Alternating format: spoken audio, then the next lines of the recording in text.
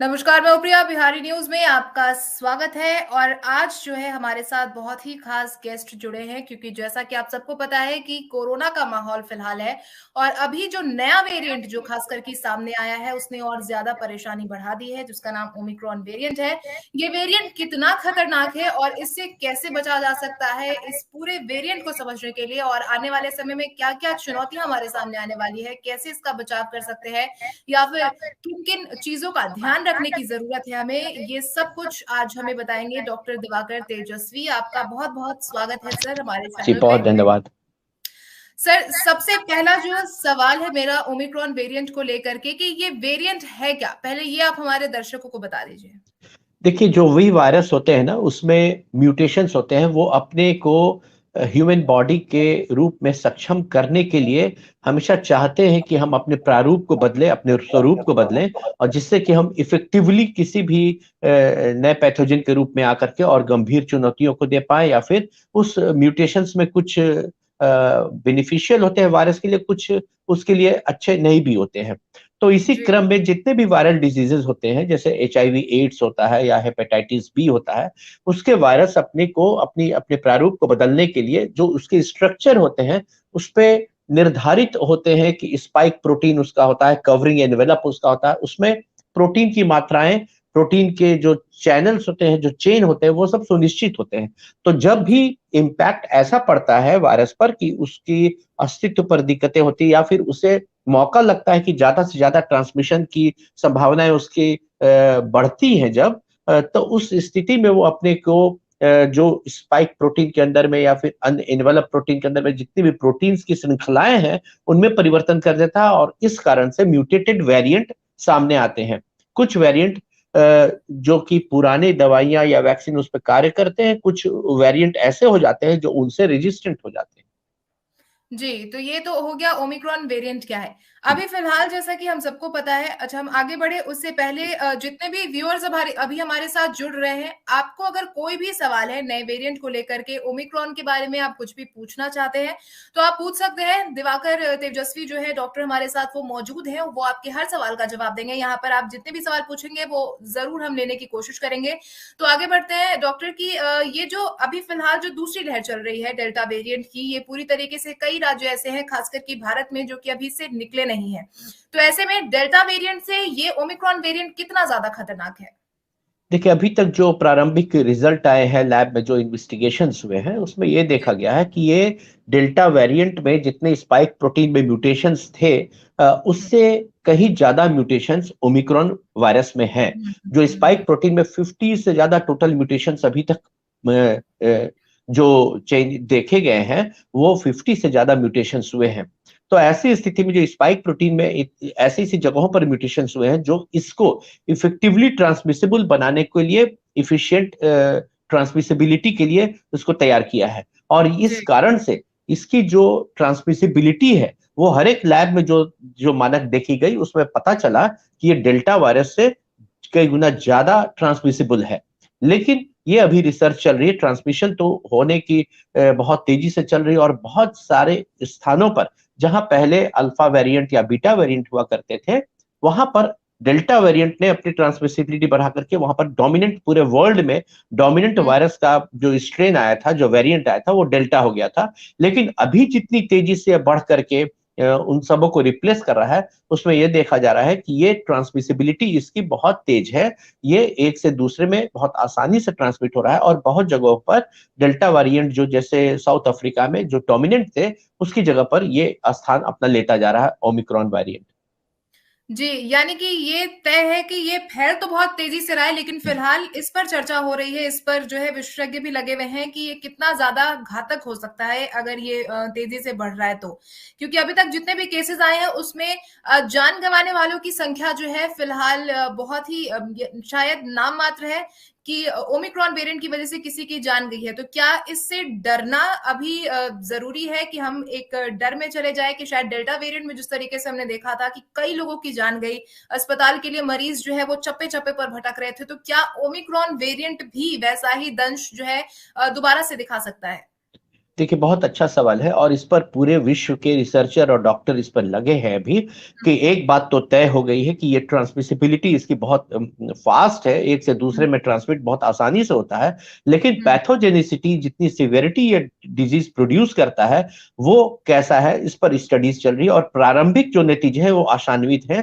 प्रारंभिक जो नतीजे अभी तक के आए हैं, जो कल तक के आए हैं, उसमें सिवियरिटी ऑफ इन्फेक्शन कम देखी गई है, और डेथ अभी 2 दिन पहले तक में डेथ नहीं देखी गई थी। लेकिन ये भी इस पर बहुत सचेत रहने की आवश्यकता इस कारण से है, क्योंकि वायरस का जो मल्टीप्लिकेशन होने के बाद से जब पैथोजेनिसिटी या शरीर के अंदर गंभीर रोग उत्पन्न करने की जो क्षमताएं रखता है, वो डिफरेंट वायरसेस के स्ट्रेन में डिफरेंट टाइम पीरियड होती है। कोई वायरस बहुत तेजी से लंग्स को डैमेज करता था, जैसे डेल्टा वायरस करते थे, 3 से 4 दिन के अंदर लंग्स में पहुंच जाते थे।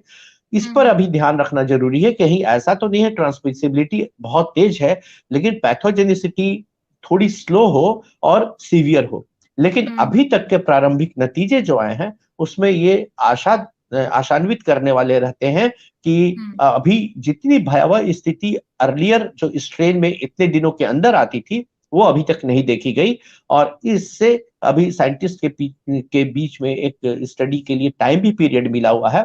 लेकिन अभी भी इसके वायरस के चूंकि प्रॉपर्टी और चूंकि नया स्ट्रेन है, तो किस तरह से स्लोली पैथोजेनिसिटी करके दूसरे ऑर्गन्स पर इफेक्ट कर सकता है कि नहीं, जहां 4 दिन से 5 दिन डेल्टा वायरस को लगते थे, डेल्टा वेरिएंट को लगते थे, वहां कहीं ये 3 से 4 हफ्ते के भीतर उतनी ज्यादा डैमेज कर सकता है कि नहीं, इन सब बातों पर रिसर्च चल रही है। लेकिन अभी तक के नतीजे अच्छे हैं, जो सिवियरिटी और भयावहता की ओर इंडिकेट नहीं कर रहे हैं। लेकिन अभी भी सारे लोगों को बहुत सचेत रहना है, और इस वेरिएंट का ट्रांसमिशन जितनी जल्दी रुक पाए या कम हो पाए, उसे करने के लिए चेष्टा करनी है।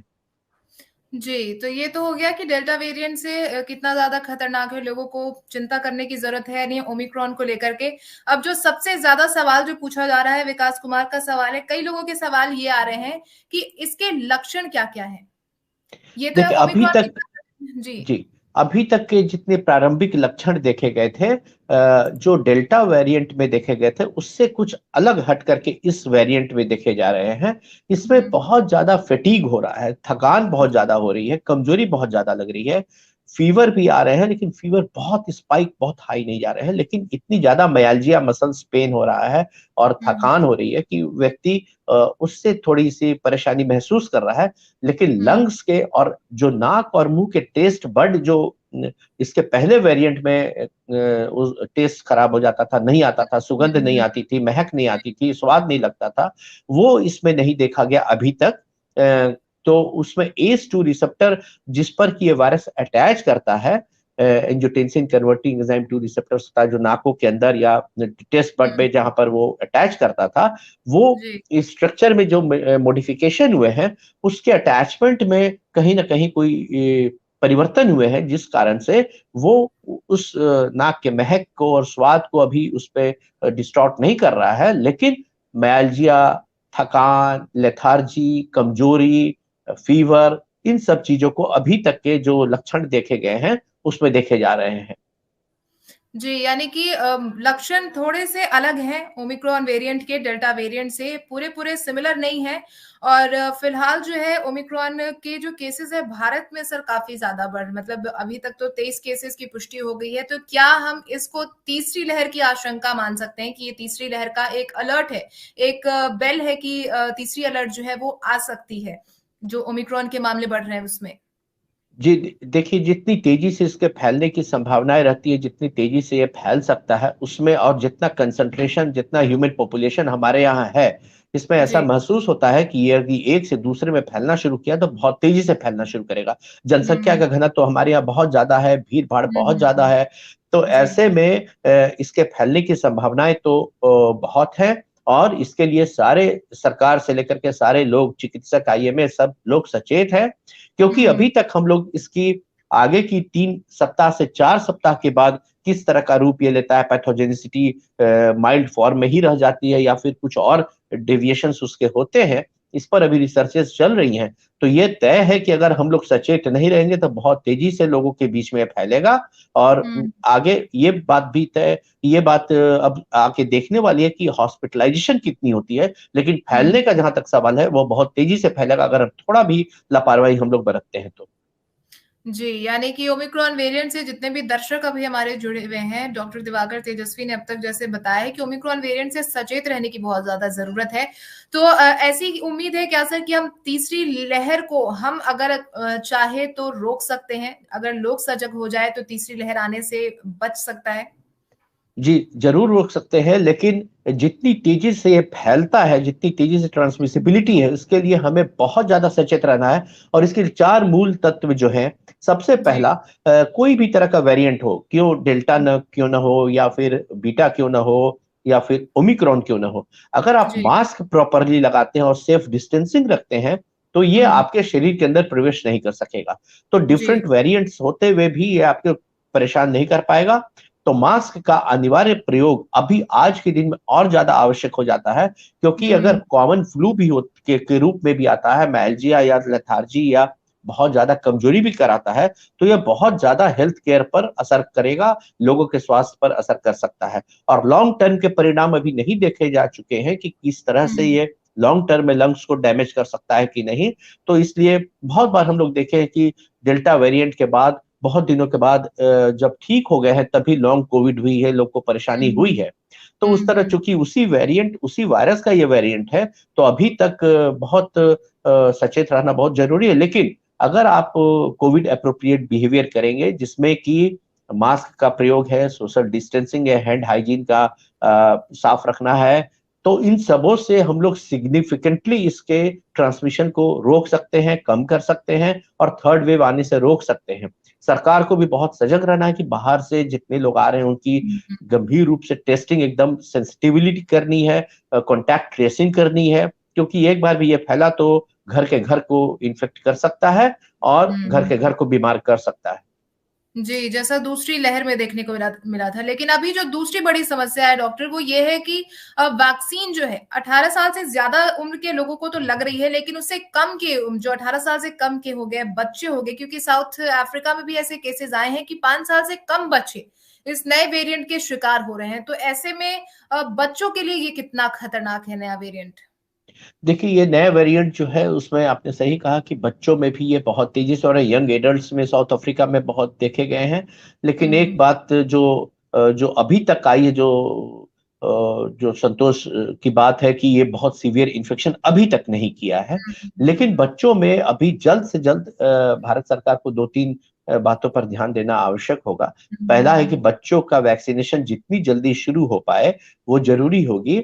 और साथ ही साथ जो फर्स्ट स्लॉट में जितने लोग हेल्थ केयर वर्कर हैं, जो फ्रंट लाइन वर्कर हैं, उन सबों को बूस्टर डोज भी देनी आवश्यक है। क्योंकि ये भी देखा गया था कि जो भी हम लोग डोजिंग लिए हैं, जो वैक्सीनेशन हुए हैं, उसकी टाइटर भी कम हो रही है। और जहां जहां भी बाहर में जो स्टडीज हुई, यूएस में हुआ, इसराइल में हुआ, या अन्य स्थानों पर एस्ट्राजेनेका का जो कोविशील्ड की स्टडी यूके में हुई, उन सबों ने एक मत से ये बात जाहिर की है कि यदि बूस्टर पड़ता है तो इम्पैक्ट ऑफ ट्रांसमिशन जरूर से कम होता है, सिविरिटी ऑफ इन्फेक्शन जरूर से कम होती है। तो इसलिए एक तरफ बच्चों जो वल्नरेबिलिटी है, उनको तो टीका जल्द से जल्द दिलाने की उपाय करने की आवश्यकता है। अगर अपने यहाँ प्रोडक्शन है तो उनसे होगी, या फिर जो फाइजर या मॉडर्ना की जो वैक्सीन जो बच्चों को यूएस में पड़ रही है उनसे अर्जेंटली इंपोर्ट करने की बात हुई, तो उस पर उसको लगा करके इंपोर्ट करके बच्चों को दिया जाए। और साथ ही साथ हेल्थ केयर वर्कर जितने हैं, या फिर जितने हेल्थ केयर वर्कर के साथ जितने डॉक्टर्स हैं, कोमॉर्बिड कंडीशन के लोग हैं, उन सबों को भी आवश्यक है कि ये वैक्सीनेशन हो। जी, तो जैसे वैक्सीन की बात हो रही है, तो जो अब तक जिन लोगों ने डबल वैक्सीनेशन ले लिया है, तो सबके दिमाग में यही डर है, क्योंकि लगातार ऐसी खबरें आ रही हैं कि जो नया वेरिएंट है वो शायद वैक्सीन पर उतना प्रभावी, वैक्सीन को कमजोर करता है। तो ये कितना सच है कि जो वैक्सीनेटेड लोग हैं, जैसे हम लोगों ने डबल डोजेस ले लिए हैं, तो ये जो नया वेरिएंट है वो डबल डोज लेने वालों के लिए कितना खतरनाक है? ये बहुत अच्छा प्रश्न है। बहुत लोगों के मन में यह संशय आज के दिन में आ रही है, लेकिन मैं यहाँ जी। पर स्पष्ट एक बात बताना चाहूंगा कि जो भी ये वायरस है, इसका मेन प्रारूप जो है, जो स्ट्रक्चर है, वो मूलतः सामान्य एक कोविड कोरोना वायरस सार्स 2 जो है वही है, लेकिन उसके स्पाइक प्रोटीन्स में परिवर्तन किए हुए हैं, म्यूटेटेड हुए हैं। तो वैक्सीन स्केप की बात आ रही है, ये बात सही है कि कितना हद तक कारगर करेगा, लेकिन फिर भी हम लोगों ने पास्ट में भी देखा है, बीटा वेरिएंट जो था वो 8 फोल्ड 8 गुना कम करता था वैक्सीन की एफिकेसी को या इफेक्टिवनेस को। डेल्टा वेरिएंट जो है 4 से 5 टाइम कम करता था। गाम जो इस तरह के वेरिएंट्स कम करते थे, लेकिन एक बात जो सबों में तय थी कि वैक्सीन का प्रोटेक्शन फिर भी था। अगर 50% से भी ऊपर वैक्सीन का प्रोटेक्शन मिलता है तो बहुत बड़ी चीज होती है, और इसलिए वैक्सीनेशन अभी तक मस्ट है। और ये भी डेटा देखे गए हैं अभी तक जितने यूएस में या जितने हॉस्पिटलाइजेशन हुए हैं, उसमें ये देखे गए हैं कि जो अनवैक्सीनेटेड हैं उन्हीं को ही सीवियर इन्फेक्शन हो रहे हैं। तो वैक्सीन में अभी भी डेल्टा वेरिएंट समाज में घूम रहा है, और उस डेल्टा के साथ साथ ओमिक्रॉन आ रही है। तो वैक्सीनेशन का प्रोटेक्शन जरूर से है। अभी ये स्टडी चल रही है कितने हद तक प्रोटेक्शन में कमी आएगी, लेकिन उसके बावजूद ये प्रोटेक्शन देगा। और उस पर भी जो माइनर चेंजेस होते हैं, जब एक बार वैक्सीन का प्लेटफॉर्म बन जाता है तो उसके ऊपर से माइनर जो चेंजेस करने पड़ते हैं नए वेरिएंट्स के, वो उतना भारी या उतना टेक्निकल नहीं होता है। तो इसलिए अन्य वैक्सीन के जो अभी निर्माता है, मॉडर्ना है, वो सब लैब में देख भी रहे हैं कि कितने हद तक हमारा वैक्सीन में थोड़ी माइनर चेंजेस करके नए वेरिएंट निकाल के उपयुक्त हम लोग निकाल दें। लेकिन अभी तक जितने वैक्सीन उपलब्ध हैं, निश्चित तौर पे वो इस वेरिएंट से भी बचाव करने की क्षमता रखता है, भले ही थोड़ा कम रखता हो जितने अन्य वेरिएंट से रखता है, लेकिन जो सामान्य स्थिति उससे बहुत अधिक तक उससे बचाव हो पाएगा। जी, तो ये तो हो गया कि चलो वैक्सीनेशन बहुत ज़रूरी है, आपने बता दिया कि वैक्सीन लेना कितना ज़रूरी है, क्योंकि अभी भी बहुत सारे ऐसे लोग हैं जो वैक्सीन नहीं ले रहे हैं। लेकिन सबसे बड़ी समस्या कहीं ये तो नहीं आ सकती डॉक्टर कि क्योंकि जो है कम जो उम्र के लोग हैं, कितना ये ज़रूरी है कि 18 साल से कम उम्र के बच्चों के लिए जल्द से जल्द वैक्सीन जो है मुहैया करवाया जाए? और क्योंकि प्रेग्नेंट वुमेन भी जो है, जो प्रेग्नेंट औरतें हैं, उनकी भी वैक्सीनेशन को लेकर के अभी तक कोई खास व्यवस्था नहीं की गई है। कोई खास एक वैक्सीन को लेकर के फिलहाल कोई जानकारी निकल करके सामने नहीं आई। तो ऐसे में कितना जरूरी हो जाता है कि वैक्सीन जो है इन लोगों के लिए, क्योंकि ये एक बहुत बड़ी आबादी हमारे देश में है बच्चों की, 18 साल से कम उम्र के लोगों की। तो ऐसे में आपके अनुसार कितना जरूरी है कि इनके लिए वैक्सीन जल्दी से जल्दी जो है सरकार को जारी कर देना चाहिए? देखिए, हमारे हिसाब से बहुत आवश्यक है कि बच्चों की वैक्सीनेशन प्रक्रिया शुरू हो। विदेशों में टेस्टिंग प्रूव्ड भी है कि वैक्सीन सेफ है, बच्चों के लिए भी सेफ है, इम्यून सिस्टम बढ़ाता है और इस बीमारी के अगेंस्ट इम्यूनिटी देता है। तो बच्चों का वैक्सीनेशन तो अभी प्रायोरिटी नंबर 1 के साथ साथ इसे करने की आवश्यकता है। और हमारे यहाँ अपने यहाँ ट्रायल भी हुई है जिसके अच्छे परिणाम आए हैं। उन ट्रायल के रिजल्ट्स को WHO को भी भेज करके वहां से भी अप्रूवल लेने की बात है। और साथ ही साथ जितना जल्दी हो सकता है हमारा वैक्सीनेशन शुरू करा देना चाहिए, क्योंकि DGCI ने अप्रूव भी किया हमारे यहाँ के वैक्सीनेशन को बच्चों के लिए। और उसके साथ साथ जहां प्रेग्नेंट लेडी का सवाल है, उनका वैक्सीनेशन अभी चालू है और अप्रूव्ड है। तो हर एक जगह विदेशों में भी प्रेग्नेंट लेडीज को वैक्सीनेशन दी जा रही है, और जी, यहाँ जी, भी हमारे यहाँ भी वैक्सीनेशन दी जा रही है। जी। प्रेग्नेंट लेडीज को फ्लू का भी वैक्सीनेशन पड़ता है प्रेगनेंसी के बाद भी, जो सेफ रहता है। इसलिए जी। प्रेग्नेंट लेडीज को भी चिकित्सीय देखरेख में अपने सलाह में वैक्सीनेशन करा लेना चाहिए। जी, यानी कि वैक्सीन जो है वो फिलहाल हमारे पास आखिरी विकल्प है, और कोरोना के जो नियम है, जो कोरोना से बचाव को लेकर के जितने गाइडलाइन जो लागू किए गए हैं, उनका पालन करना बहुत ज़रूरी है। तो ऐसे में सवाल अब ये है कि ओमिक्रॉन वेरिएंट जो है वो ना फैले, उसको लेके सरकार को कौन-सा जो ऐसा नियम है जो लागू कर देना चाहिए? क्योंकि कई लोग माँग कर रहे हैं कि आप इंटरनेशनल फ्लाइट्स को बंद कर दीजिए, दूसरे राज्य से जो लोग आ जा रहे हैं, जहाँ पर ओमिक्रॉन वेरिएंट मिल रहा है, उसको बंद कर दीजिए। तो क्या लॉकडाउन जो है आखिरी विकल्प है हमारे पास अब? देखिए, बहुत सारे जो वर्ल्ड के डिफरेंट पार्ट से जितने एविडेंसेस आए हैं, वो देखा गया कि जो जितना प्रोएक्टिवली इसको कंट्रोल करने की कोशिश किया, वहां पर कंट्रोल हुए हैं। लेकिन पूरी तरह से लॉकडाउन करना बहुत आसान विकल्प नहीं रहता है, क्योंकि बहुत सारी चीजें इश्यूज उसमें रहती हैं।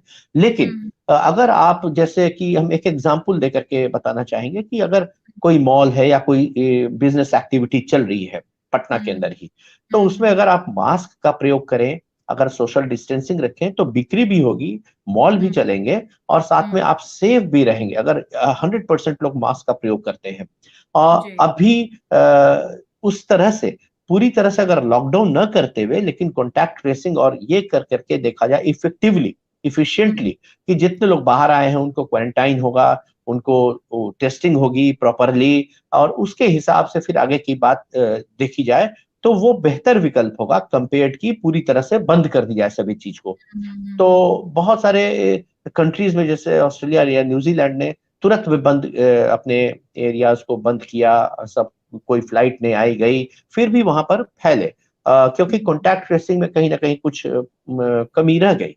तो कॉन्टैक्ट जी। ट्रेसिंग या फिर जो इफेक्टिवली उसे कंट्रोल करने की टेस्टिंग की बात है, वो उस पर ध्यान देना बहुत आवश्यक होगा, कंपेयर्ड की पूरी तरह से सभी कुछ को अभी तत्काल की स्थिति में बंद कर दी जाए।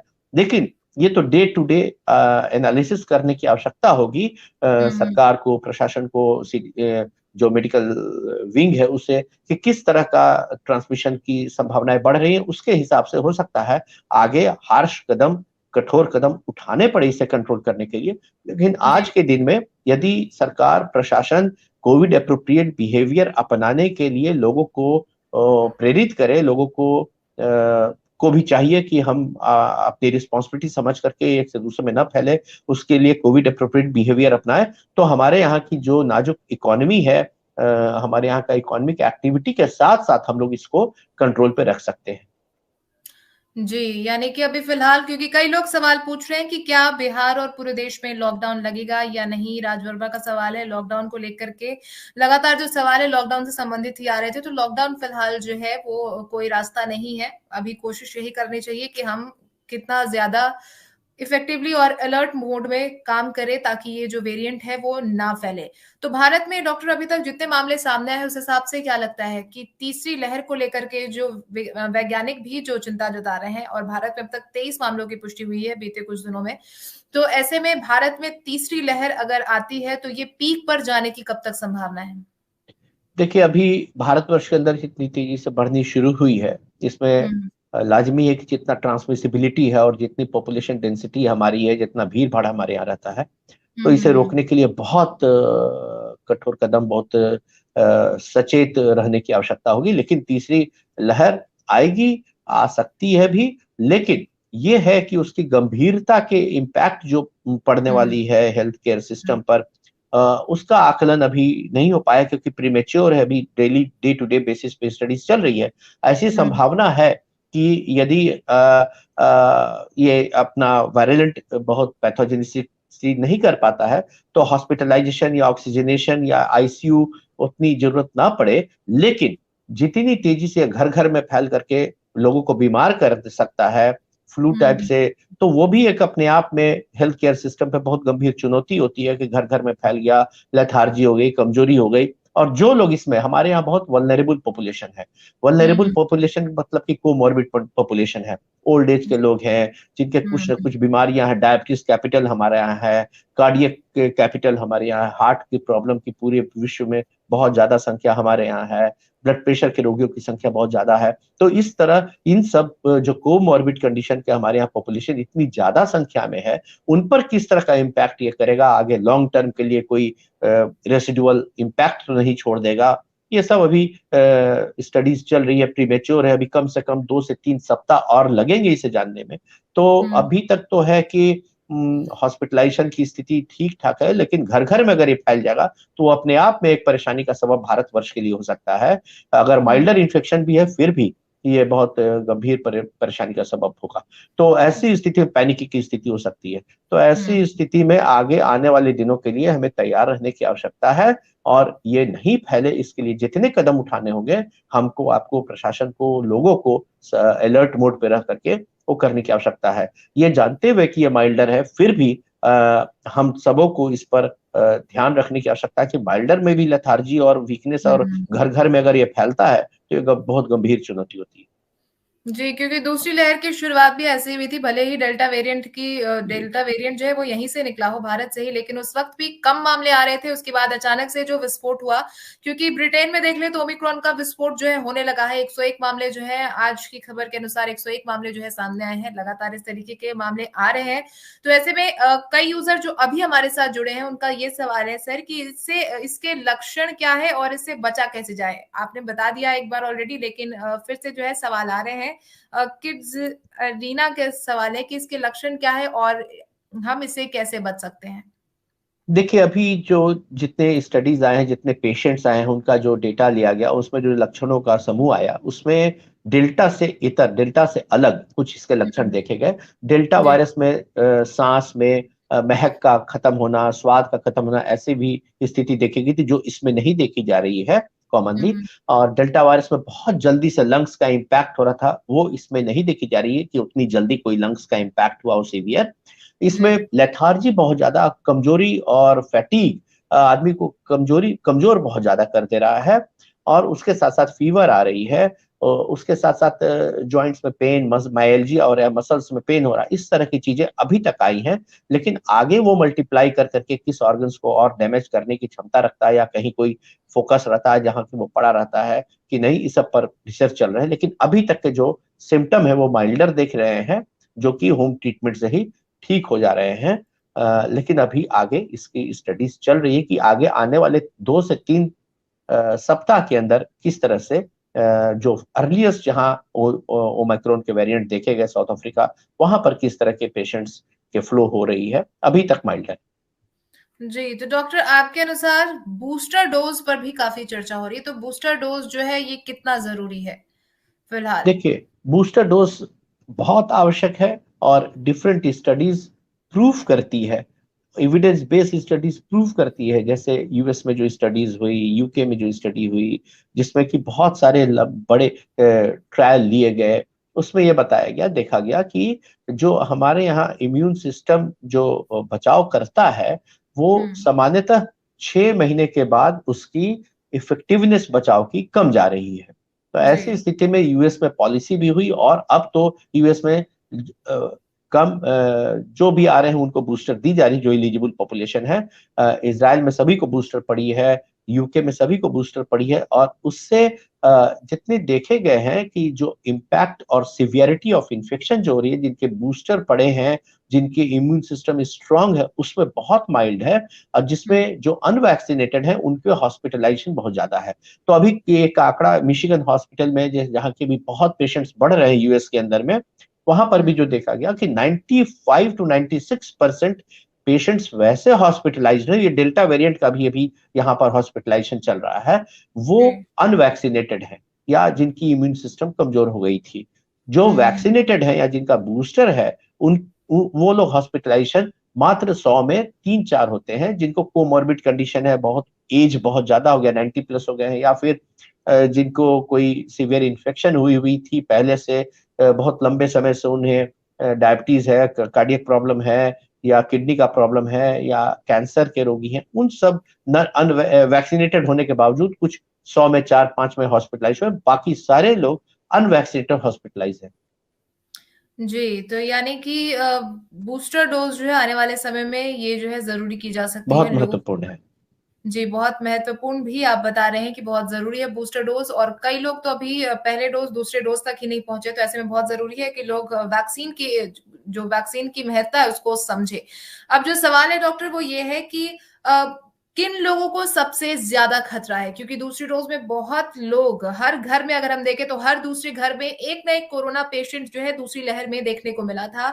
भले ही किसी में माइल्ड सिम्पटम्स देखने को मिले हो, या कोई हॉस्पिटलाइज हो गया हो, या कहीं से किसी किसी की डेथ हो गई हो, लेकिन हर घर में बीमारों की संख्या जो है दूसरी वेव में सबसे ज्यादा देखने को मिली थी। तो इसमें लोग भी काफी ज्यादा डरे हुए हैं कि कहीं दोबारा से उन्हें कोरोना संक्रमण जो है और ये ओमिक्रॉन जो नया वेरिएंट है वो ना हो जाए। तो किन लोगों को ज्यादा सचेत रहने की जरूरत है?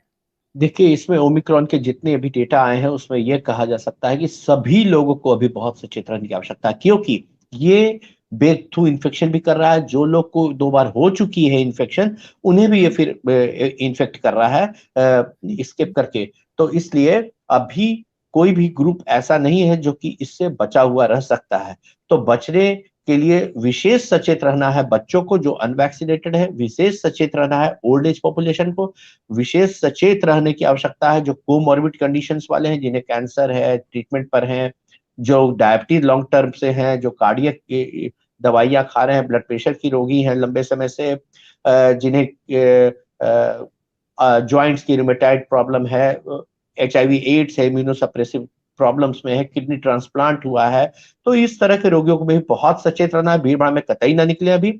और तीसरी चीज है कि जो लोग को वैक्सीनेशन खत्म हो गया या हेल्थ केयर वर्कर हैं, उन सबों को भी अभी बहुत सचेत रहना आवश्यक है, क्योंकि ये जब तेजी से फैलता है तो कॉमन फ्लू वाले सिम्टम्स से बहुत ज्यादा मिलते जुलते इसके सिम्टम्स आ रहे हैं अभी।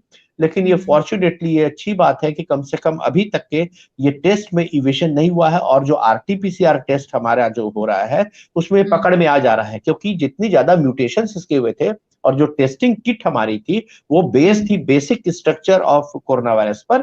तो ऐसे भी चिंता जताई जा रही थी कि कहीं ऐसा ना हो कि ये स्केप कर जाए, टेस्ट में आए नहीं, क्योंकि स्पाइक प्रोटीन या जो भी प्रोटीन जो टेस्ट के लिए हम लोगों ने रखा था RT-PCR में, जितने चीजों को पकड़ता था वो, तो ऐसा ना हो कि उसके स्केप कर जाए और ये ओमिक्रॉन। लेकिन अभी तक फॉर्चुनेटली वो जगहों जगहों के टेस्टिंग किट में उसकी पकड़ हो जा रही है, सेम टेस्टिंग किट से। तो ये फॉर्चुनेट है, और टेस्टिंग को बढ़ाने की आवश्यकता भी होगी, क्योंकि इसे जब रोकना है समाज में फैलने से, कहीं भी सर्दी खांसी बुखार अभी शुरू हो रहा है तो पहले जैसे सेकेंड वेव के समय में हुआ था उसे तुरंत टेस्ट करा लेने की आवश्यकता आगे आने वाले दिनों में पड़ सकती है, क्योंकि ये बात तय है, ये बात सत्यापित हो चुकी है कि ये डेल्टा वेरिएंट से ज्यादा ट्रांसमिसिबल है, और जब हमारे यहाँ ये आ चुका है तो ये बहुत तेजी से फैलने की क्षमता रखता है, इतनी बात तो तय है। तो इसलिए भले ये हॉस्पिटलाइजेशन में कन्वर्ट न हो, पेशेंट घर पर ट्रीट हो पाए, लेकिन ये तेजी से घर घर में फैलने की संभावना इसमें है प्रबल। तो इसलिए बहुत सचेत हर एक एज ग्रुप को रहने की आवश्यकता अभी है, विशेषकर जो बाहर जा रहे हैं, बाहर से आ रहे हैं, उनके ऐसा ना हो कि वो बाहर से इन्फेक्शन लेकर के चले आए, उन्हें तो माइल्ड रहा और घर में उनके बुजुर्ग हैं, उनके पेरेंट्स हैं, जिनको कोई दवाइयां चल रही हैं, उनको ये इन्फेक्शन हो और उनको ये सीवियरिटी ज्यादा हो जाए। तो इसलिए सभी लोगों को सचेत रहना बहुत आवश्यक है। जी, तो कुल लगातार जो ये भी सवाल जो है पूछे जा रहे हैं डॉक्टर कि स्कूल या कोचिंग ऑफलाइन या ऑनलाइन चलनी चाहिए, क्योंकि अभी जो है कुछ ये जो ओमिक्रॉन वेरिएंट है इसके कुछ मामले सामने आए हैं। ऐसे में स्कूल कॉलेज को क्या ऑनलाइन जो दोबारा से ऑनलाइन चले जाना चाहिए?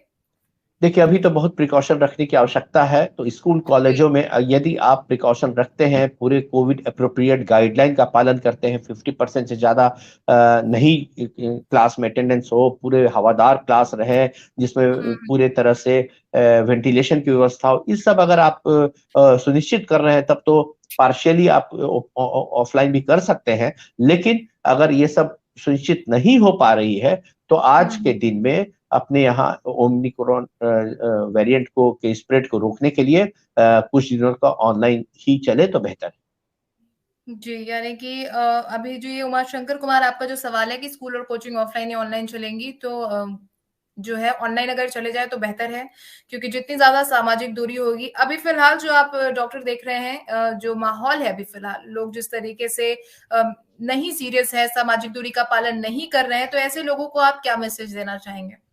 देखिए, हम सभी लोग सेकेंड वेव में अपने परिजनों को खोए हैं, कोई ऐसा घर नहीं है जो अपने से बहुत नजदीकों को नहीं खोया है। ऐसे स्थिति में उस समय जब हुआ था फर्स्ट वेव जब आई थी, उसके बाद से बहुत हम लोग रिलैक्स्ड हुए थे। होली के आसपास आप देखेंगे कि हर जगह लोग हैं, अब तो हम लोग कुछ नहीं है कुछ नहीं है इस तरह से करते थे, और उसका परिणाम हम लोग सेकेंड वेव में भुगत चुके हैं। अब थर्ड वेव में जब ये तय है कि ये स्प्रेड ज्यादा करेगा, लेकिन यह तय नहीं है कि उतनी सीवियर रहेगा कि नहीं। अभी तक के प्रारंभिक नतीजे अच्छे हैं, इसका यह मतलब नहीं है कि आने वाले दिनों में इसके कोई गंभीर रूप न देखने को मिले। तो ऐसे में मैं जो लोग सचेत नहीं हैं उन्हें बहुत संवेदनशीलता के साथ बोलना चाहता हूं कि अपने परिवार को बचाने के लिए, अपने को बचाने के लिए, हमारे समाज को बचाने के लिए हम लोग इतना बड़ा इम्पैक्ट देख चुके हैं इसका सेकेंड वेव में। अभी निश्चित रूप से आप केवल 3 बातों का पालन करें जिसमें कोई पैसा नहीं लगता है, कोई एक्स्ट्रा चीज नहीं लगती है। मास्क का प्रयोग अभी चंद महीनों के लिए, कुछ महीनों के लिए अनिवार्य रूप से करें। कहीं भी अनायास भीड़ भाड़ वाले इलाके में न जाएं। 6 फीट की दूरी छः हमेशा मेंटेन करें, कहीं भी जा रहे हैं तो एकदम डिस्टेंस मेंटेन करके रखें। हैंड हाइजीन जी का प्रॉपर ख्याल रखें। और अपना का जो लोग एलिजिबल है, वैक्सीनेटेड नहीं है, वो लोग तुरंत वैक्सीन लें। इन सब चीजों को आप सभी अभी से पालन शुरू कर दें, नहीं तो आने वाले दिनों में हमें गंभीर स्थिति देखनी पड़ सकती है। जी डॉक्टर, खत्म करने से पहले दो सवाल और जो बहुत जरूरी आ गए हैं वो ये है रमेश शंकर कुमार का कि क्या ये वायरस सुदूर ग्रामीण इलाकों में भी लोगों को प्रभावित कर सकता है? जी, पिछली बार हम लोगों ने देखा डेल्टा वेरिएंट ग्रामीण इलाकों में भी प्रभावित किया था। और जब इसकी ट्रांसमिसिबिलिटी डेल्टा वेरिएंट से कई गुना ज्यादा है, तो निश्चित तौर पे ये क्षमता रखता है कि ग्रामीण इन्वायरमेंट को भी प्रभावित करे। लेकिन जितनी अर्बन एरिया में जो कंसंट्रेटेड एरिया है, जितने मॉल्स होते हैं, सिनेमा हॉल्स होते हैं, स्कूल कॉलेज, जितना कंसंट्रेशन अर्बन एरिया में होता है, इंडोर हम्म, पार्टियां चलती हैं, वैसे ग्रामीण इलाकों में नहीं होता है। तो इसलिए वहां पर इम्पैक्ट उतना नहीं रहेगा जितना कि कंसंट्रेटेड अर्बन एरियाज में होता है। लेकिन फिर भी वहां भी जो भी स्थिति है, जो सेकेंड वेव में हम लोग देखे हैं, घर घर में फ्लू ना हो जाए, तो इसलिए ग्रामीण इलाके में भी पोटेंशियली ये फैल सकता है। इसलिए सचेत रहना है सबों को। जी, क्योंकि ये भी देखा गया है ग्रामीण इलाकों में उतनी ज्यादा जांच भी नहीं हो पाती है, क्योंकि हमारी स्वास्थ्य व्यवस्था जो कहीं ना कहीं काफी ज्यादा पीछे रह जाती है जांच करने के मामले में। और इस वजह से ग्रामीण इलाकों में पिछली बार भी देखा गया था, क्योंकि जितना मुझे याद है मेरे भी गांव घर में ऐसा देखा गया था कि हर घर में एक एक इंसान बीमार है। कोई इसे टाइफाइड का नाम दे रहे थे, कोई इसे सीजनल फीवर का नाम दे रहे थे, लेकिन कोई भी कोरोना की जांच जो है वो करवाने नहीं जा रहा था। तो रमेश्वर कुमार जो इन्होंने जो सवाल पूछा है, तो ग्रामीण इलाकों में भी पिछली बार भी असर देखने को मिला था। और जैसा कि डॉक्टर दिवाकर तेजस्वी ने बताया कि इस बार भी जो है माहौल अगर वैसा होता है, अगर फैलता है, मामले अगर बढ़ते हैं, ये वायरस अगर फैलता है, तो फिर से वैसी स्थिति जो है देखने को मिल सकती है। खत्म करने से पहले एक आखिरी सवाल और ले लेते हैं डॉक्टर। गॉड नीलेश वाईटी का सवाल है कि क्या जिसको कोरोना हो गया है उसको भी होगा? प्लीज एक्सप्लेन करें।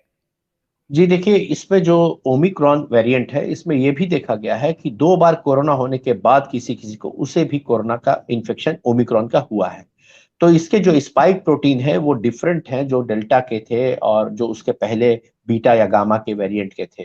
तो इसलिए री इन्फेक्शन की पोटेंशियल इसमें है, इन्फेक्ट कर सकता है। ये बात है कि आगे कितने हद तक वो सिवियर करेगा, ये अभी तक सुनिश्चित नहीं हो पाई है, स्टडीज चल रही है। लेकिन जिन्हें पहले हुआ है उन्हें होने की संभावनाएं हैं।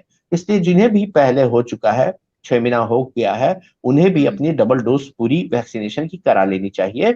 और जो लोग एलिजिबल हैं बूस्टर के लिए, उन लोग को बूस्टर भी मिलना जरूरी है। सरकार को बूस्टर देना शुरू करना चाहिए। जी, तो अभी फिलहाल बूस्टर को लेकर के तो कोई खास परमिशन अभी नहीं मिली है। बूस्टर को लेकर के अभी भी शायद चर्चा जो है वो जारी है कि बूस्टर डोज देना जी चाहिए या नहीं देना चाहिए। जी, ये अभी चर्चाएं चल रही है बहुत। और आईएमए ने भी बहुत स्ट्रांगली रिकमेंड किया है सरकार को कि देखिए, थर्ड वेव की जो स्थिति बनती जाने की संभावनाएं हो रही हैं, उसमें हेल्थ केयर वर्कर को फ्रंट लाइन पे खड़ा रहना है, फ्रंट लाइन वर्कर को खड़ा रहना हो सकता है।